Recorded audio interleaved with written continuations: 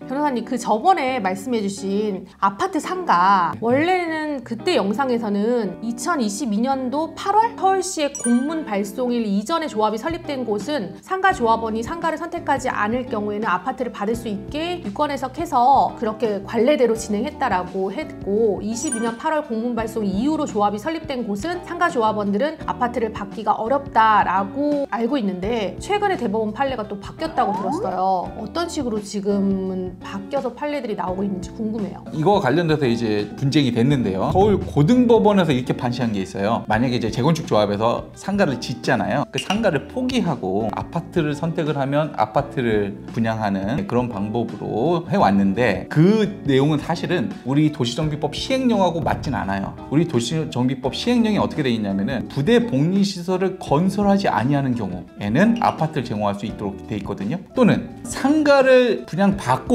권리가액이 남아있는데 그게 일정한 요건 이상이 돼요. 그러면 아파트를 또 받을 수 있는 거예요. 그러니까 큰 상가를 가지고 있으면 받을 수 있는 거죠. 상가를 포기하는 방법으로 아파트를 받는 건 시행령상 안 되는 거예요. 그걸 그대로 적용하겠다는 거예요. 기존의 시행령과 국토교통부가 발표했었던 그 표준 정관 내용이 좀 달라요. 네. 기존에는 시행령에는 이렇게 돼 있었어요. 상가를 건설하지 아니하는 경우에 아파트를 공급할 수 있다라는 규정이 있었는데, 정관에는 상가를 공급받지 아니하는 경우 네. 아파트를 공급할 수 있다라는 그런 규정이 있었죠. 네. 네, 이게 이번에 서울 고등법원이 뭐라고 얘기했냐면, 도시정비법 시행령은 강행 규정이다. 이것을 위반한 무효다. 라고 한 거죠.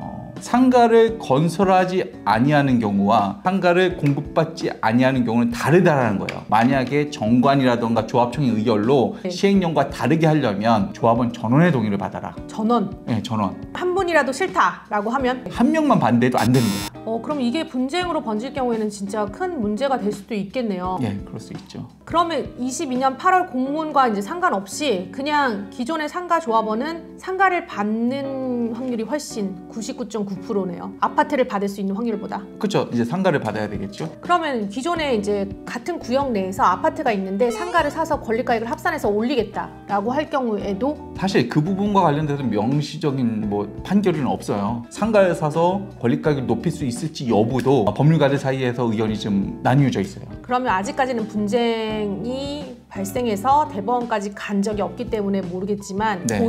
보수적으로 보면은 그냥 아파트를 사서 아파트의 권리가액을 높이는 게 가장 안정적이겠네요. 네, 그거는 가능할 거라고 좀 보고 있습니다. 그러면 기존에 저희가 영상을 찍어드렸던 내용과 다르게 최근에 대법원 판례는 이렇게 판례가 나오고 있기 때문에 상가를 매입하시는 분들 역시도 이 부분 참고하셔가지고 진행하시는 게 조금은 더 안전한 거래가 되지 않을까라는 생각이 듭니다. 네, 이게 사실은 정확하게 보면 이제 서울 고등법원이 그렇게 판시했고, 네. 그거에 대해서 결국 대법원도 고등법원과 동일한 입장이라고 판시했다고 볼 수 있겠습니다. 그럼 이 판례로 인해서 앞으로의 그런 분쟁에 대한 판단 역시도 이런 쪽으로 흘러갈 가능성이 훨씬 높겠네요. 예, 그럴 걸로 보입니다. 그러니까 이제 상가 쪽에 투자해서 아파트를 분양받기는 훨씬 더 어려워졌고, 이런 부분을 잘 고려하셔가지고 투자 여부를 결정하시는 게 좋겠습니다. 네, 감사합니다, 변호사님. 네. 네, 고맙습니다. 네.